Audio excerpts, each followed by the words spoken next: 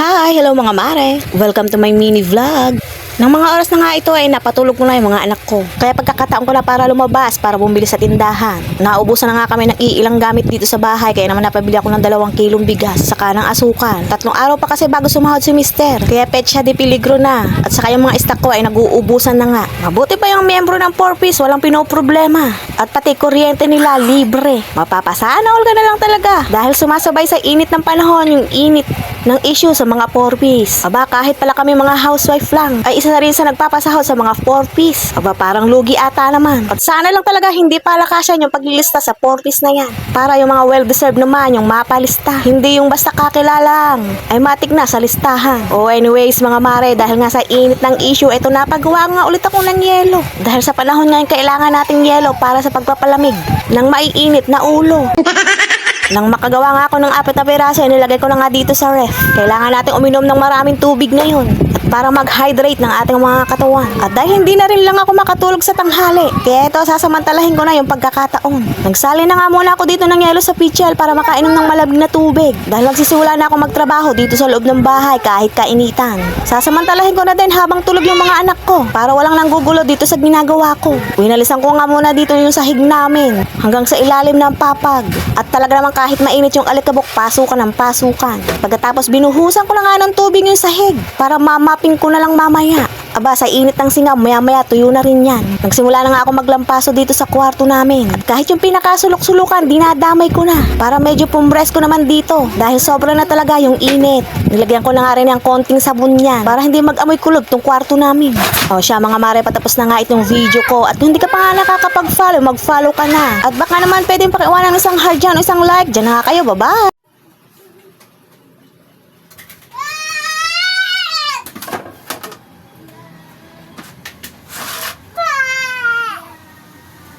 Hi! Hello mga mare! Welcome to my mini vlog. Mga bandang alas 4 na nga pala to ng hapon. At bago nga ako maligo mga mare, yung mga pinag-ihian ng mga anak ko, ito pinagbabanlawang ko na. Kapapalit ko nga lang ng bedsheet pero inihian na agad ng bunso ko. Buti na lang at may downy pa akong nakababad dun sa timbak. Kaya yun na lang yung ginamit ko pang luglog sa mga pinag-ihian nila. Tapos yung pinagbanlawan ko nga mga mare, eto, isasaboy ko na naman dito sa harapan ng bahay namin. Nako, darang na darang nga kami sa sikat ng araw, kaya ito, i-refresh nga natin kahit papaano para man lang lumamig. Tuwing hapon nga ganitong ginagawa ko mga mare, dahil sa sobrang init. Kaya naman lahat ng mga ginagamit kong tubig, hindi ko agad-agad tinatapon. Kasi pagdating ng hapon, siya yung ginagamit pang saboy dito sa lupa. So anyways mga mare, pagkatapos kong gumawa dun sa labas, heto't nakaligo na nga ako. Fresh na naman yung katawan natin, pero heto't magkakapi na naman ako. O wag kayong kape is life. Hindi na nga mababago yan. Nagsisilbing warm up na yan bago tayo magsimula sa pagtatrabaho. Nang makahigop nga ako ng 2 higupuan, tumasok na nga ako dito sa kwarto para magpalit na nga ng bedsheet. Hindi ko nga muna nilagay yung foam cover at baka ihian na naman ng mga anak ko. Bala ko na nga lang bukas ilagay yon para hindi agad mabasala ng ihi ng bunakis ko. Talaga namang napakasarap tignan sa bahay kapag lahat ng trabaho mo ay nagawa mo na. At bago pa sumapit yung gabi, ay meron ng mahihigaang mabango at malinis na kobre kama. Tapos magre-relax na lang habang binabantay mong anak mo na naglalaro. Sa buong maghapon mga mare, ito nga yung pinaka-exciting na oras. Tapos na lahat ng gawain mo. Walang mga hugasin na nakahambalang sa lababo. At meron ka ng kakainin, meron ng sinaing at meron ng ulam. At paglabas mo naman ng bahay, meron kang matatanaw na malinis. Yan ang masarap na pakiramdam sa aming mga nanay at mga housewife. O siya mga mare, batapos na nga yung video ko. Diyan na nga kayo. Bye-bye! Hi! Hello mga mare! Welcome to my mini vlog. Ito nga pala yung mga ganap namin kahapon. Alas 5 nga ng umaga nung magising ako, kaya ito nagluto ng agad ako ng sopas. At dahil nga linggo kumpleto kami, kaya kailangan ko magluto ng madami. Ito nga pala yung pang-umagahan namin. Mas mainam nga may mahigop ng sabaw sa umaga para pagpawisan agad. Tipid budget nga lang pala yung niluto kong sopas. Wala mo nang maraming sahog dahil pecha de peligro. Mag-aalas 5:30 na nga nung natapos akong magluto. Kaya naman bumalik pa nga ako sa higaan para makaidlip ng konti. Dahil tulog pa naman yung mga kabahay ko. At fast forward na nga mga mare, ginagabihan na nga, gumawa ulit nga ako ng yelo. Para bukas ay maiinom kaming malamig. 6 na piraso nga pala ginawa kong yelo dahil kukunti na lang yung laman ng freezer. Kaya dinamihan ko na para kinabukasan na lang ulit ako gagawa. Naubos na kasi yung mga stock kong biniling mga ulam. Dahil pecha de peligro na naman. Kaya tubig na lang ulit ng laman. Ganun talaga, ilang araw na lang sahod ni Mr. magkakalaman na ulit yan. Kaya tipid-tipid mo na ulit hanggang sa susunod na sahod.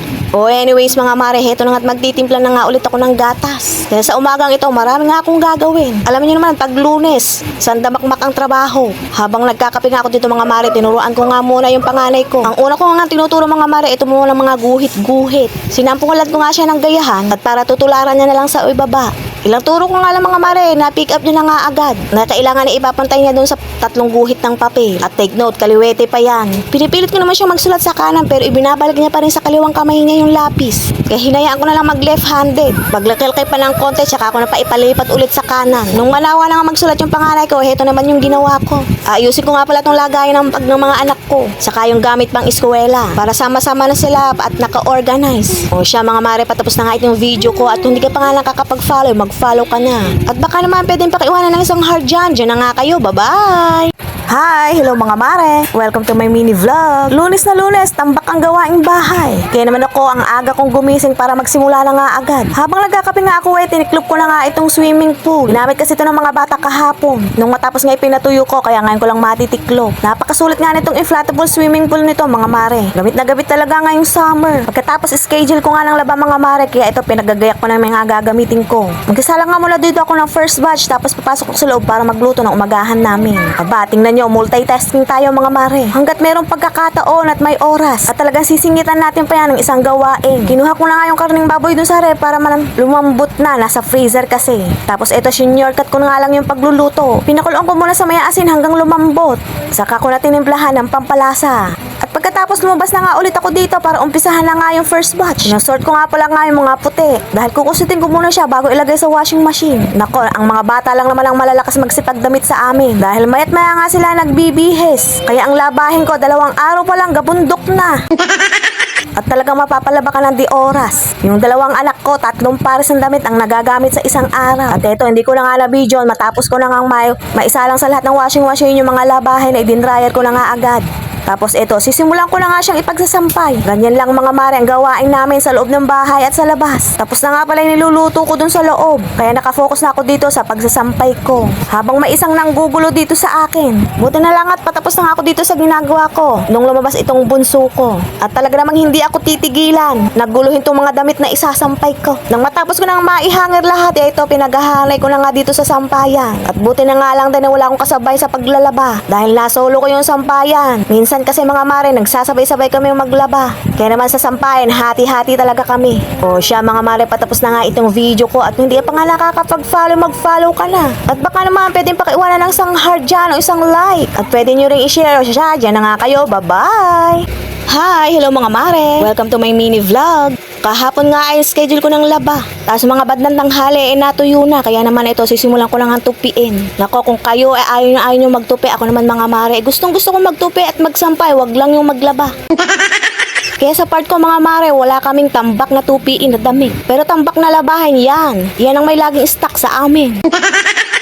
Kahit pabara-barang tupi, tutupiin ko talaga yan. Ayoko lang ma-stuck sa sampayan dahil kalalabo mo nga, itatambak mo naman sa sampayan. Di ganun din, nawala din yung amoy. Madudumihan pa ng mga alikabok. Maliliit lang naman tong tutupiin ko dahil karamihan, mga damit ng anak ko. Buti na mga mare, tulog yung mga anak ko kaya nakakagawa na naman ako ng malayang malaya. Para-paraan lang para makagawa dito sa loob ng bahay. Para matapos agad.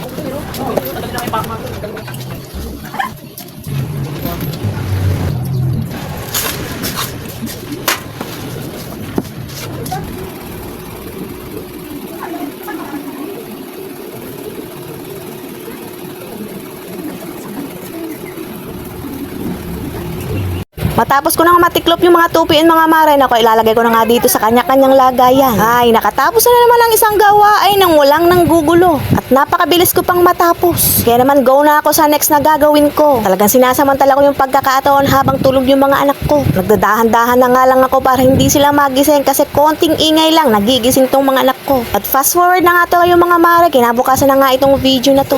At magluluto na nga ako ng pang-umagahan naming mag-iina dahil nga si Mr. pumasok sa trabaho.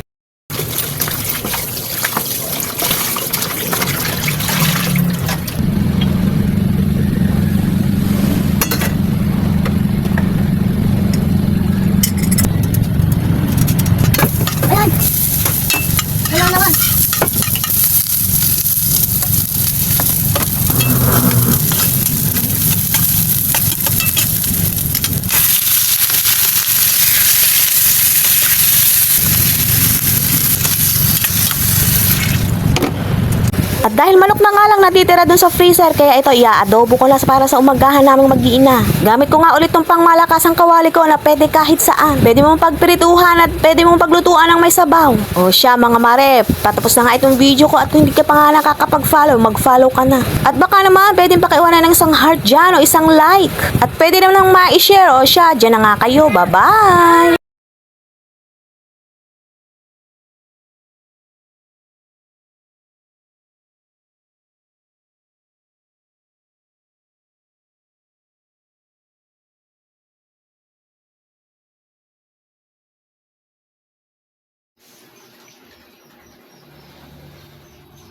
At dahil sa pagtaas ng gasolina, nako, lahat damay-damay na. Kung dating nagre-refill ka ng gas ng 980, ay nako, ngayon 1.5 na. Kaya naman dito muna tayo kay Astron Electric Stove. Hindi ka magsisisi sa pag-invest dito mga mare. Dahil sa bukod sa maganda nga mga mare ay napaka-affordable pa. Maliit lang to mga mare pero kayang-kaya magluto dito ng kanin, sinabawan at mga pinirito.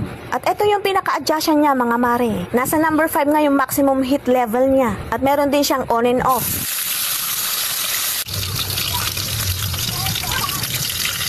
Ano ba mga mare hinihintay nyo? Dito na kayo mag-invest kay Astron Electric Stove. Ilalagay ko na lang sa comment section yung link kung saan mabibili. At i-check out nyo na sa Yellow Basket. Anyways mga mare, bago nga tayo maglaba, magkakape nga muna tayo. Binigyan nga pala ako ng dark chocolate ng pinang ko, kaya nga itong mga na yung ihigupin ko. Nang makahigup na nga ako ng 2 higupan mga mare, lumabas na nga ako at para hanguin ko na nga yung first batch na nilabhan ko. Idinamay ko na nga rin pala yung mga kumot para blabahan. Para minsana na lang tong gagawin ko. At para naman makapag-relax na bukas. Aba, din na ikaw pa yung government employee. Pero ako yung empleyadong walang sahod, walang vacation leave, at walang rest day. At kahit masama na pakiramdam, go pa rin sa paglilinis at paglalaba at pagluluto. Ganyan po yung tinatawag yung housewife lang. Ba kung sasahurin nga lang yung mga housewife, mga mare, nako, mayayaman na kami mga housewife, mga nanay. Ba araw-araw ba naman kami naglilinis dito sa loob ng bahay? At kahit nga paulit-ulit hindi kami nananawa. Dahil yan yung obligasyon namin bilang housewife na naiiwan dito sa loob ng bahay. O siya mga mare, napaka-OA na ata. O dyan na nga kayo, bye-bye!